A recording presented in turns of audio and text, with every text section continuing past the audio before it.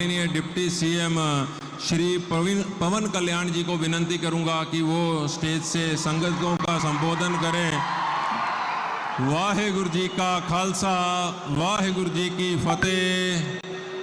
संगत बेनती है, यहाँ पर गुरु ग्रंथ साहिब महाराज जी का प्रकाश है, हमें किसी भी प्रकार की मर्यादा का उल्लंघन नहीं करना है। आप सब बहुत ही व्यवस्था से मर्यादा में पवन जी का विचार सुने। नमस्कार, सत श्री अकाल। आज शहीद शिरोमणि श्री गुरु तेग बहादुर जी के 350वें बलिदान दिवस पर मंच पर आसीन संत समाज को, नानक नाम लेवा संगत के सभी प्रतिनिधियों को मैं सादर प्रणाम करता हूं। इसके साथ ही महाराष्ट्र के माननीय मुख्यमंत्री श्री देवेंद्र फडणवीस जी,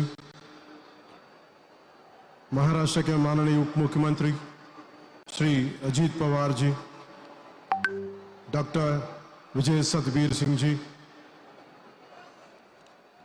बाबा हरनाम सिंह जी, बाबा कुलवंत सिंह जी, श्री हजूर साहिब जी, and to all the eminent dignitaries, to all the esteemed guests, तो सभी लोगों को, माननीय लोगों को मेरा ससम्मान अभिवादन। महाराष्ट्रात पुन्हा येऊन मला खूप आनंद होता है। आज मैं यहाँ किसी अतिथि के रूप में नहीं, आप में से एक बनकर खड़ा हूं। आज नांदेड़ की पवित्र भूमि पर खड़ा होकर बोलना केवल एक औपचारिक दायित्व नहीं है, यह इतिहास के सामने सिर झुकाने का क्षण है।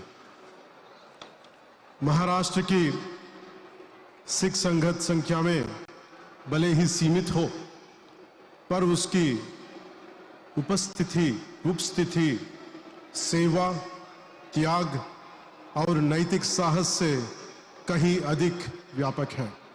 Not many but mighty.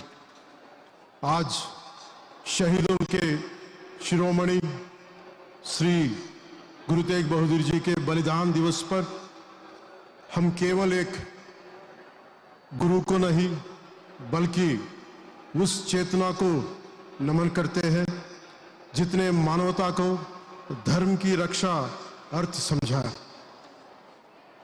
Maharashtra कोई साधारण धरती नहीं है, यह वह धरती है जहां तलवार और करुणा, शक्ति और संवेदना एक दूसरे के विरोधी नहीं, पूरक बने। छत्रपति शिवराज जी महाराज से लेकर संत तुकाराम, संत ज्ञानेश्वर, महात्मा फूले, बाबा साहेब अम्बेडकर, महाराष्ट्र ने भारत को सिखाया कि सच्चा नेतृत्व वही है जो सामर्थ्य के साथ सद्भाव भी रखे।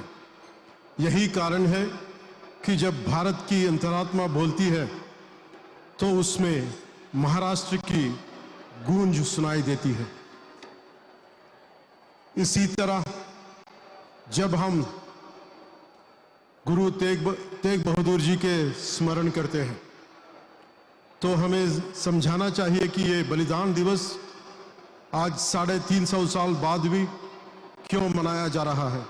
क्योंकि यह केवल एक ऐतिहासिक घटना नहीं थी, यह मानव विवेक की परीक्षा थी।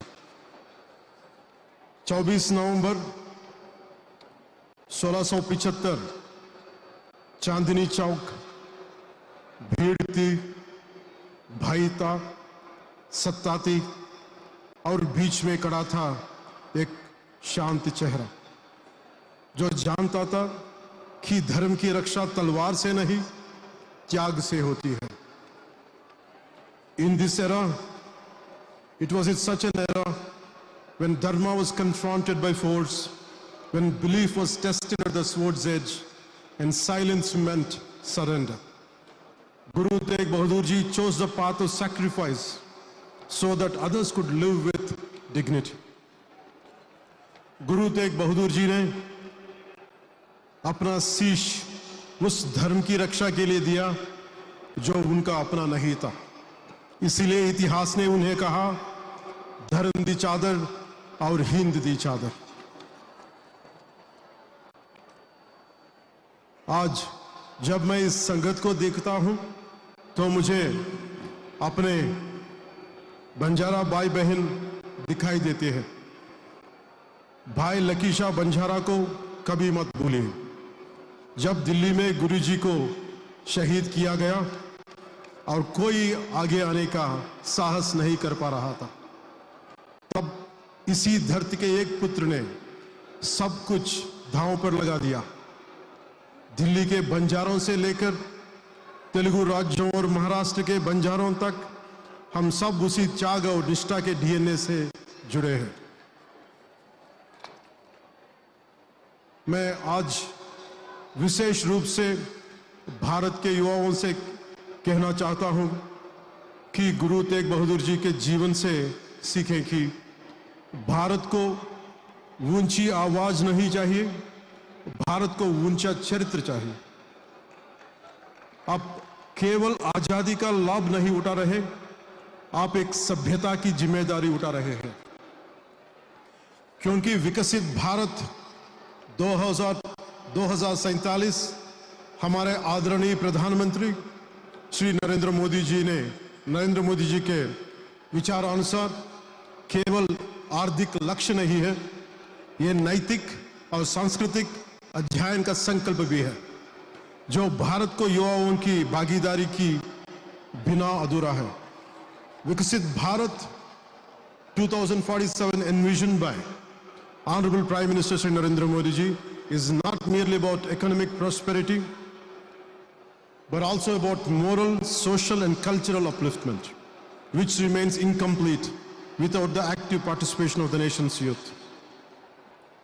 आज हम नांदेड़ से यह संकल्प लेकर जाएंगे कि जैसे गुरुजी चांदनी चौक में डाल बनकर खड़े हुए, वैसे ही हम सब भारत की प्रभुता और अखंडता के लिए डाल बनकर खड़े रहेंगे। आज पड़ोसी देशों में हिंदू अल्पसंख्यकों की पीड़ा हमें याद दिलाती है कि गुरु तेग बहादुर जी की शहादत केवल इतिहास नहीं, चेतावनी भी है। आइए हम इस संकल्प लेके धर्म को परंपरा नहीं, कर्तव्य बनाएं। स्वतंत्रता को सुविधा नहीं, साधना बनाएं। गुरु तेग बहादुर जी का शहादत भारत को सत्य, साहस और संवेदना की मार्ग पर सदैव आगे बढ़ाती रहे। वाहेगुरु जी दा खालसा, वाहेगुरु जी दी फतेह। जय हिंद, जय भारत। वाहेगुरु जी का खालसा, वाहेगुरु जी की फतेह। सो ਇਹ ਸਨ ਬਹੁਤ ਹੀ ਸਤਿਕਾਰਯੋਗ ਆਂਧਰ ਪ੍ਰਦੇਸ਼ ਦੇ ਡਿਪਟੀ ਸੀਐਮ ਸ਼੍ਰੀ ਪਵਨ ਕਲਿਆਣ ਜੀ। ਸੋ ਉਹਨਾਂ ਦਾ ਬਹੁਤ ਬਹੁਤ ਧੰਨਵਾਦ।